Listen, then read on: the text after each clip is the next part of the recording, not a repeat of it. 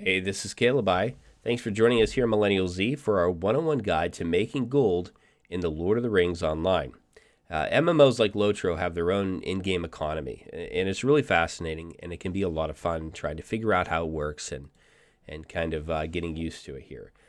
While the economy can be somewhat predictable and it can be influenced by the developers, it's largely its own functioning economy, period. Um, the same rules apply in this economy as any other economy. You have supply and demand, you have inflation, and all of these are going to play a role in the game as far as making gold is concerned and how much gold's available and what things are valued at. The same hide or the same wood may be valued at something way more as inflation rises. Now, the first thing you're going to want to do before you get too far is you're going to want to remove your currency cap if you're a new player. So I hit the key B to open up my barter wallet, and I've got all sorts of stuff in here. And you can see I don't have a ton of gold. I just spent pretty large amounts here. I'm in the end game, so I usually go through and spend a bunch of stuff to get my items leveled up. I was able to get my bow completely leveled up. Finished it for level 130. She's doing really good. Very nice. Really made a game changer in the damage that I was able to do there. When you open this up, if you don't have it, you'll have an opportunity to unlock your gold cap. You're going to want to do that. And per our last video we did, you know that if you go VIP, that immediately goes away and it stays away. So if you come back, the cap is still removed. So keep that in mind. Either way, you're going to want to have it gone. Now, to start with, you're going to be getting copper and silver coins. You can see these up here. You're going to get those by just doing your quests and killing animals, beasts out in the field, mobs, whatever. And they're going to drop stuff like this here, this blackened ear. This is considered vendor trash. You can tell it's vendor trash because it has a dull purple background. And the tooltip tells you it can be sold to vendors for coin. It also sometimes can be used in tasks, depending on what you're looking at. Obviously, it's not going to be for me because I'm a higher level. This one's an item level 13. Now, what's interesting here is this is where your inflation comes from. This is where all of our coin is introduced into the game, is by items like this, similar to this. Once they're introduced, they're also infinite. So you have... when you kill that bear or whatever, that wolf, it's going to respawn, and it'll continue to respawn over and over and over again to a pretty much infinite amount. So as players are out there doing their thing, they're going to end up every day there's an amount of currency being added into the economy. That's not necessarily very healthy, and we do have some inflation because of it, but it is what it is. But that's where you're going to get your starter stuff. And that's going to be a good enough coin to get you to be able to travel, go where you need to go, take care of repairs. It's not going to be a big deal for your first few levels. You're not going to even notice it, really. I mean, just play the game, go with it. It's not a big deal. But eventually you're going to want some gold, and you're going to want to have access to that. So how do you make it? How do you make lots of gold? How do you become, I look at 564 gold here in my wallet, and I see that, that's on the low side for me. A level 5, level 10 player, probably shocked to see that much, that players even have so much. Now, I often find that when they find out just how much you can sell hides for in the auction house, which is what we'll get to here in a second, it just absolutely blows people's mind. And again, another player will always pay more for something, will typically pay more for something of value than your vendors will, your suppliers, or whoever you're selling your trash to. Now, unfortunately, most of the time, the players with the most amount of gold are already at the end game, and they're going to be spending money on end game items. So if you're a new player trying to make money, you're not going to do real well getting end game items. There's no way for you to do that, really. So it's going to be a bit of a struggle. However, there is another thing that endgame players will often do and spend their money on. They'll often roll a crafting alt, and they don't want to level that alt all the way. They just want to work with that alt and get it to whatever levels required as they craft and as they join their guilds and so on. So with that in mind, they very commonly don't want to go out and grind hundreds and hundreds of hides and hundreds of wood or hundreds of ore, whatever the case might be. So they're going to check out the auction house, and they're going to look for what things are available and what the prices are. So let's do that. Let's take a look here. I've got a medium hide. This is your second tier crafting. So if you're level, 15 area or so, you're going to find the hides, the medium hides. Let's drop it onto the auction house and then select search. And you can see here, basically, you've got 2 gold, it looks like. Some guy here is asking for 10 gold for 100. Doesn't mean he's going to get it. Somebody's asking 20 gold for 500. Again, not likely to get that, especially with this other player who's posting it for 2 gold and 250 silver. And so this is how this works, right?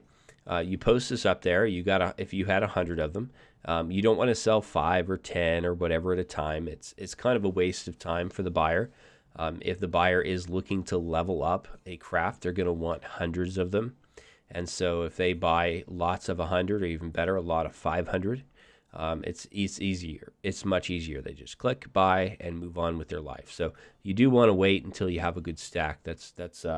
Generally you're going to get better off for it. And so you're going to search, get an idea what the value is. So if I were to sell this, if I were selling 100 medium hides, I would look at the auction house today, say 2 gold and a quarter, and then I would take and I would post it for maybe 1 gold and 900 silver. And I would do that for a couple of reasons. One, I want to undercut whatever popular price is in here. If I'm the lowest price, I'm more likely to be sold very, very quickly. And more likely to be sold at all. I may have to repost it. This guy's probably going to be reposting unless somebody comes and needs, that many hides and they buy everybody's. I'm going to do it for another reason, because when I look here and I see 2 gold, at first I didn't even notice the 250 silver. That silver could have been anything. It's such a small amount when you have hundreds and hundreds of gold, thousands of gold. Nobody even looks at it. But if I change that 2 to a 1, so my 2 gold goes to 1 gold, and even though I might have 900, 999 silver or whatever the case might be, I'm really close to what 2 gold would be. I'm just barely going to miss it, but it's going to jump out as much, much cheaper than the rest. So that's a quick visual thing. That's why when you go buy something at the grocery store, they'll try to sell it to you for $4.99 instead of $5, because yes, it is cheaper by a penny, but it just jumps out much louder. So selling hides is obviously an option there. Everybody gets hides. As you level, you're going to kill animals and whatever. You're going to get hides from that. But there are other things that you can sell as well. Take a look here. So boards, logs, and ore are also items that you can sell. You can see that there's not a lot of them in here. That could be because they're selling very quickly. Not enough people are putting them in there. Supply and demand, a greater demand than supply. But you also see, and I want to point out the pricing disparity here. So I have a Minas Ethel board. These are endgame right now, and this is a level 30, or I'm sorry, there's 30 in this stack, and they're asking 25 gold. So not quite a gold a piece, right? Now I look down here at the thin ash boards. This is a journeyman level 20-ish kind of area, 15 to 20 kind of area thing, and that ash is going to sell for a lot less, 1.5 gold, for twice as much as that, and it's selling for just what a fraction of a cost here. So again, the higher tier stuff you get, generally speaking, the more it's going to be worth. I will let you in on a bit of a trade secret. The items in level 50, 60 area basically, come on. Trying to open my crafting and I keep just typing T in the auction house.